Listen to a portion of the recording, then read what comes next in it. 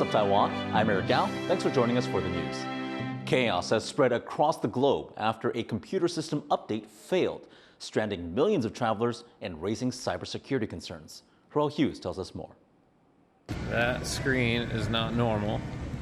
The blue screen of death, an image that instills panic in computer users. It means a system crash, and in this case, it's global. It was caused by an update by cybersecurity company CrowdStrike, affecting Microsoft Windows systems across the planet, disrupting banks, supermarkets, stock exchanges, hospitals, and even news stations. Air travel was hit immediately, with more than 5,000 flights canceled around the world. 頭先啦，我先知道係個系統癱瘓晒，然後即係你話全球性啊嘛，又我就先知嗰度自助機咧都用唔到，又呢度就塞住咗。The issues in the airport is, I think, the DigiYatra is not working. A lot of us have gotten so used to the seamless, contactless transition into the airport.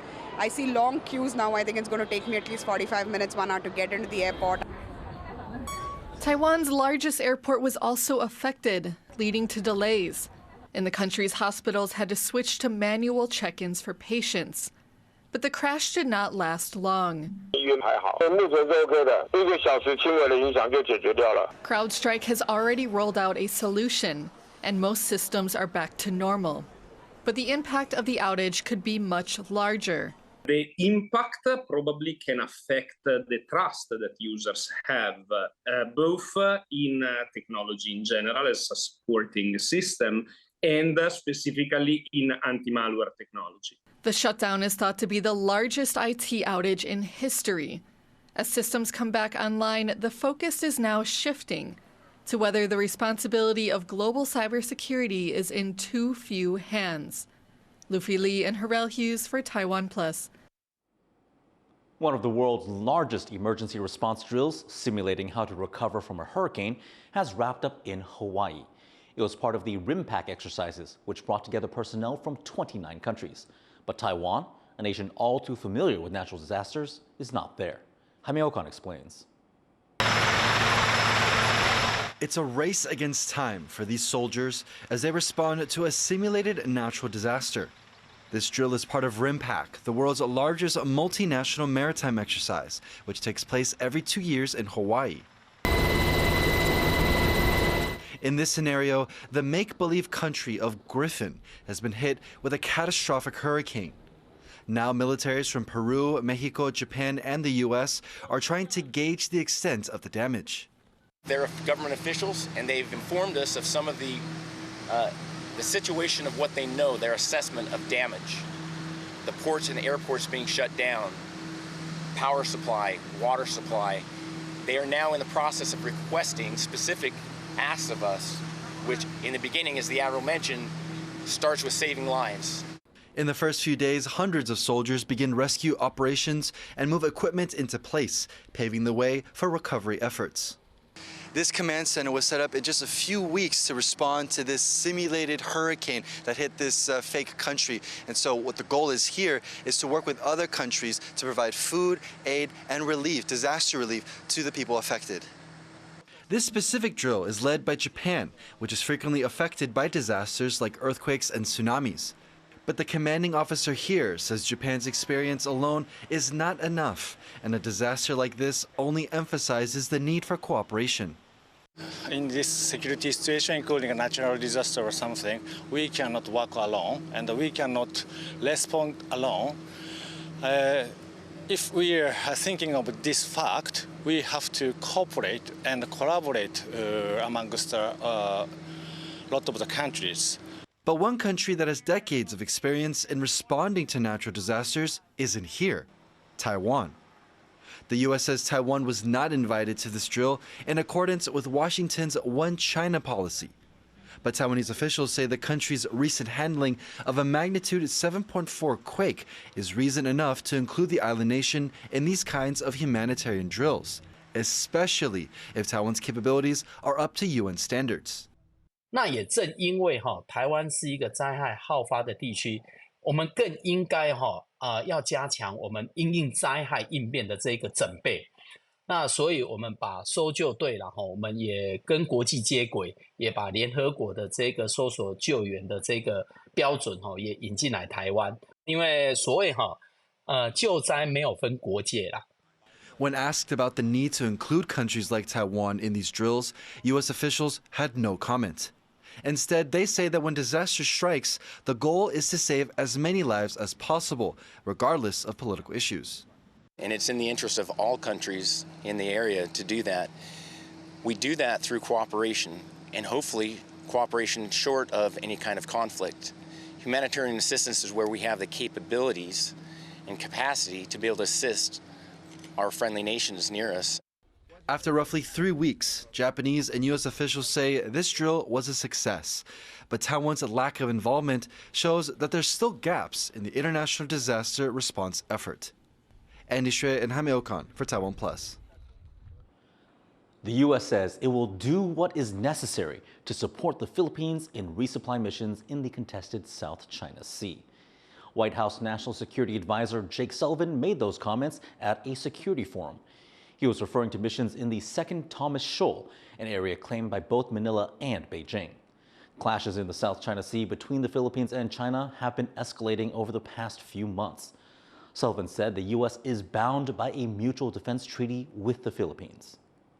We've made clear that it applies to public vessels in the South China Sea, and so China well understands our view of the application of the Mutual Defense Treaty should that line get crossed. That's an important point. We believe it is a stabilizing point, as one we have reinforced publicly and very much reinforced directly to the PRC. U.S. President Joe Biden has signed the Resolve Tibet Act into law, a move he says shows commitment to advancing the human rights of Tibetans. The act aims to facilitate dialogue between Tibetan and Chinese leaders and calls for a resolution under international law. But it does not change Washington's long-standing policy recognizing Tibet as part of the PRC. The Chinese government claims that Tibet has been part of China since ancient times, but the Tibetan community contests that claim. So, what does the new act mean? Our reporter Adil Brar spoke to Tenzin Lekshe, spokesperson of the Tibetan government in exile in Dharamshala, to find out more. What level of support does the U.S. Resolve Tibet Act offer? This is very significant, not just significant, but it is very important for the Tibetans. First thing, this talks about Tibet as an unresolved, and Tibet issue has to be resolved through the dialogues. And the Congress had a sense that the dialogue was in deadlock since 2010. So they have to have a dialogue to resolve the South Tibetan conflict to fulfill the aspirations of Tibetan people. So for that, I think it's very important by the fact that this Resolve Act talks about Tibet as historically Tibet as an independent state, but not being a part of China. Historically. And for that, any kind of misinformation which propagates from China will be countered. The U.S. lawmakers last month led a delegation to Dharamshala, a town in India that is home to the Tibetan government in exile, where they met the Dalai Lama. What was the significance of this visit? In the Congress, there is a bipartisan support. In the Congress, there is a bicameral support. So that is the most important thing, but to show the support of the Congress and also to show the support of the United States people and the government. They are here and to tell China that Tibet issue is still unresolved. So therefore, I think the United States congressional delegation we had in 2008, 2017, we had numerous times, right, over the years. But this one, with the Resolve Tibet Act in proceedings, right, it is very significant. It is very important for the Tibetans to move forward to resolve the Sino-Tibetan conflict. That was Tenzin Lekshe, the spokesperson of the Tibetan government in exile, speaking with our reporter Adil Brar. Tens of thousands of Bangladeshi students have taken to the streets to protest a quota system for civil service jobs as the country grapples with rampant unemployment. As Gino Lopez reports, the government has shut down the internet nationwide and ordered the military to shoot anyone who violates curfew. Chaos on the streets of Dhaka. Bangladeshi police and pro-government groups are clashing with student protesters, who've blocked this major street in the country's capital. It's just one of several clashes between students and pro-government forces that have rocked the streets of Bangladesh this week, conflicts that have killed at least 105 people. Student groups are protesting a quota system for high-paying public sector jobs, which they say favors the ruling party's allies. And it comes as the country faces an unemployment crisis. The quota system reserves 30% of public sector jobs for children and grandchildren of Bangladeshi veterans of the 1971 War of Independence against Pakistan. The rest are reserved for minorities, leaving less than half of civic jobs available. The quota system was originally abolished in 2018, but the country's High Court reinstated it in June, saying its removal was unconstitutional. করা হচ্ছে যেখানে প্রথম থেকেই আমরা বলছি যে আমরা সাধারণ শিক্ষার্থী আমরা চাচ্ছি যে একটা দেশে কিভাবে এটা তো একটা ন্যূনতম কমন সেন্সের ব্যাপার যে একটা দেশের 100% এর মধ্যে 56% কখনো কোটা থাকতে পারে না Protests started peacefully after the High Court made its ruling, but tensions flared on July 14th when Prime Minister Sheikh Hasina made controversial remarks referring to protesters as Rajakars, a term for collaborators who killed Bangladesh's pro-independence fighters. They are not really people that Bangladeshis want to be named after.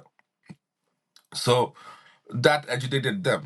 And at the middle of the night, they started taking positions outside, said, if you're saying that we're Razakars, okay, fine, we're Razakars. We are all Razakars. The Prime Minister's comments and footage showing police working with the ruling party student wing to attack protesters have fueled rallies across the country. কেন police কেন বলবে police ওই সাধারণ জনগণের বন্ধু police ছাত্রদের বন্ধু কিন্তু আজকে কেন পুলিশ আমাদের বিপক্ষে আমরা এর সুষ্ঠু বিচার চাই Although the current government has filed a petition against the High Court's ruling, the violence in the streets means protesters want more than just the quota system gone. Now, it's not only about the quota movement. The government have shot kids, very young children died in the streets in the hand of police. Blood have shed, like their friends have died in numbers, and they are demanding the government to step down. And now, Bangladesh has gone dark as the government shut down the internet, bringing media outlets to a halt. Schools have been shuttered to de-escalate tensions, while residents are subject to strict curfews. But with protesters still on the streets and police struggling to quell their anger, it's a level of unrest not seen in Bangladesh since its independence. Izan Pan, Billy Wu, and Gina Lopez for TaiwanPlus. Meanwhile, hundreds of students in western India have taken to the streets in solidarity with the Bangladesh protests. Students in Kolkata and New Delhi are calling for an end to Bangladesh's reinstated job quota system. They're also marching in support of Bangladeshi students impacted by the violence. Some protesters were detained as they made their way to Bangladesh's embassy in Kolkata. They have since been released. Around 8,500 Indian students study in Bangladesh, while another 15,000 Indians reside there. 2 green sea turtles have been found dead on a beach in northeastern Taiwan. Officials say the turtles had plastic waste in their stomachs, and that was probably the cause of death. The turtles were spotted by beachgoers who reported it to authorities. Officials remind the public not to touch beach turtles and to pick up their trash when at the seaside. Thanks for joining us here on What's Up Taiwan. If you want more of our reports, download our mobile app to get the latest updates from us. Finally, we leave you with these shots of hundreds of sailing ships parading around France's west coast. I'm Eric Gao. Take care. We'll see you next time.